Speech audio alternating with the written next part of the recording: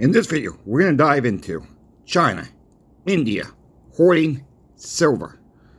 Not so much gold right now, silver we're going to talk about in today's video. Yes, we're going to touch on gold also, about China and India. Main point of this video is all about silver, so please like, share, and subscribe. My new goal for December is 5,000 subscribers. We are sitting at 4,429 of us here in the shop. Please help me out. Help me reach the goal. Let's have the best December ever, or my first December ever, I should say. Let's just get into the video right now. We all know China is stockpiling silver and gold. We know India is doing the same thing. India just came on board about a year and a half ago with really stockpiling silver. I told you guys about a story about a man from India. He's here for the holidays with his brother. His brother lives here full time, and he goes back to India maybe every other year. But his brother is here in the States. His brother is a doctor also in the States. And I told you guys about the story about him and his brother going to their clubhouse in their subdivision, and a man was talking about silver. And yesterday was day number 2, week number 2, that people came in from the subdivision, and we just opened for them only. We did another $37,000, a little over $37,000 for the coin shop, folks. Amin's very powerful. I don't know exactly what he's saying to these people. I don't know if he's putting the fear of God in them. I don't know. But he's very good of what he does, of, trying to get people to stack silver or gold. Mostly, he says silver is so undervalued. We know that. We know what's going on in India. We know that he pays for stuff in silver, and if there's change left over, they write a log. They go back to the old school 1940s, 1930s, 1950s logbook and just write down how much money he's got left on the logbook. And look, he can get about 60 lunches. And they're not big lunches, okay? They're not big lunches like we eat here in America. Then they might be, a bowl of rice, or it's just whatever. But out of that 1 ounce silver that he gives one of those street vendors, he can get about 60 lunches, maybe a little bit less depending on the value of the silver at the time. But what happens is, when he turns in an ounce of silver, they give him whatever spot is plus a little extra, and that is where it gets written down on the log. So if silver goes up, he gets nothing extra. Silver goes down, he kind of wins before he uses it all up. That's how he works it in India. There's more and more people in India are willing to accept silver now as payment. And what he's trying to do, he's just trying to wake up the American people and say, we better wake the hell up, because if we don't wake the hell up, we're going to get left behind. That's his main message about silver and gold. Yes, India loves gold. Don't get me wrong, okay? But it's like us in America. A lot of us don't have money to buy gold. We can stack silver. If you can afford gold, congratulations. I commend you on that. What I am trying to do, I'm trying to accumulate as much silver now as possible myself. And I'm saying this, I work in the coin shop. I got nothing to sell you folks. Nothing. I don't care where you buy it. I've said that before. I'm not here to try to sell you anything, trying to fearmonger anybody. I'm just giving you guys the facts of what I am seeing out there. And what is going on in India is people are, they get all, googly-eyed, I guess, over in 1 ounce of silver, because they know it's like an advance payment for them. They can take that silver, take it to their local, they don't have pawn shops there, but, they can take it to their local gold and silver shop, and they can get physical currency of theirs, and then they can take that currency, the people who don't want to take silver and gold as payment, use that currency and use it for themselves that way. It's like an advance payment. It's like if you get an advance payment at work, or you get a Christmas bonus at work, whatever the case may be, it gets out there in the market, and that's what's helping India to do quite well. And same thing's going on in China, folks. I talked to Kathy again last night up in Maine. She owns a Chinese restaurant. She's very scared of this. You know, we talked about that tariffs that Trump wants to do, 100% tariffs. I really hope President Trump does not do that at all. I don't know if it's a scare tactic, folks. She's very scared of that because she likes to get that oyster sauce from China and makes her dishes 10 times better than most Chinese restaurants out there. She's stocked up right now on oyster sauce. You can't stock up for a whole life of it, but, you know, she's stocked about 6-7 months of it right now before the tariffs. If the tariffs do come in, she's ready, you know, she's going to be able to keep her prices about the same if another costs don't come up. But after she's gotten out of that, then she's going to have to pay up, and guess what? Her dishes are going to have to go up. We're going to be paying for it at the end of the day if this takes place. China's always said they're not going to pay, their government is not going to pay on the Trump's tariffs.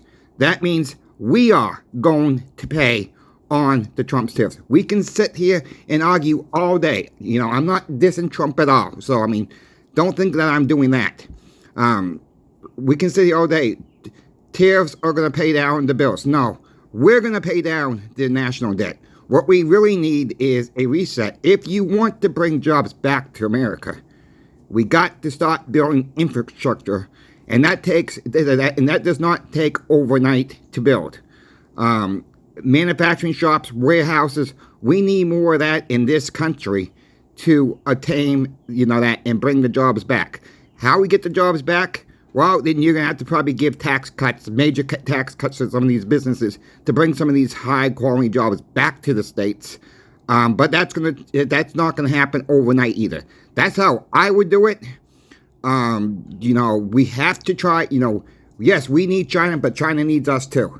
You know, we cannot, you know, China wants to join the BRICS, South Africa wants to join the BRICS, India, Brazil, Russia, fine, let them. You know, I think that's a good way. You know, maybe we should join the BRICS. I don't think that's ever going to happen. But really, you know, we need our money. It's been, you know, we've been the world's so-called, you know, controllers, if you want to call it that, and saying you must do it this way. They know our dollar is dying. They know that. They're pulling money out of the treasuries, folks. This should have been done in 2008. And Russia was ready to go with it. China said, no, let's wait for a while. Well, they waited a while. They're getting their BRICS going. I think BRICS is going to be a full go blast here in the next coming year or so. And then what's going to happen with the U.S. dollar? It's going to fail, folks. It's going to fail. We need a reset. And that's only going to be better for silver and gold in the long run. Look, nobody knows exactly what's going to happen. I want to make that point very, very clear. But when you get people from foreign countries like China, like Amin from India, great guy, by the way, warning local people in this area about silver and gold. And that should be a wake-up call. But he can only do so much. He's one person out there trying to warn the American people. I'm trying to do it. My friend Ron from Ron's Basement's trying to do that. Ani from Sobriety and Silver is trying to do that. Check out those two channels, folks. I know I say this a lot, but Sobriety and Silver, he's really done a good job, you know, with this. You know, he's a new stacker. I was on Ron's Basement this past weekend with Ron. Ron's a great guy. You know, check those two channels out. Let him know that Coin Shop Chris sent you. And, you know, we're going to take this one day at a time. Stacking silver, stacking gold does not come overnight. Yes, it takes fiat money. If you have extra, I don't want to call it really extra, but nobody really has extra money these days. But if you're able to stock, you know, keep $5, $8 out of every single paycheck and get dimes for now, you know, I'm happy to see the people who do come in to the shop to stack a little bit at a time.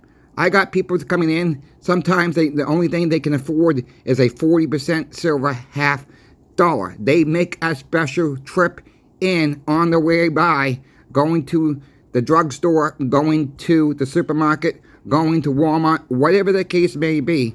They're making a special trip in because it's on their way, and they're coming in and spending a little bit of money that they can afford to stack. Look, I've said this on the channel before. If you don't have a lot of money, take the time. I know it's a busy time of year. Take the time to look through your sheds, look through your attics, look through your basements if you have a basement. Look through all your stuff that you have in your homes and ask yourself, have you used this? Are you going to use it? If not, maybe it's time to get rid of the stuff that you're not using or not ever going to use ever again. Why hang on to it when it can go into silver and gold? Really. So this is the time to sell the stuff that you're not using now and maybe make a few bucks off of it. And, look at make sure you don't are paying for something that you're really not using. Like your cable bill. You have HBO, Showtime. We can go on. Are you paying for stuff like that you're not even watching anymore? Keep that in mind. That will lower your bill. Are you having unlimited data plan on your phone? And your home most of the time you can connect to Wi-Fi. Well, if that is the case, then you might want to drop the unlimited data plan on your cell phone. Just a thought, folks. We got to think outside the boxes. I got people coming in that collects cans every single week in their subdivisions. Or they go out and they get copper out of the trash. Or they have pickup trucks. They break down a washing machine. They break down this to get the copper, and then they recycle everything.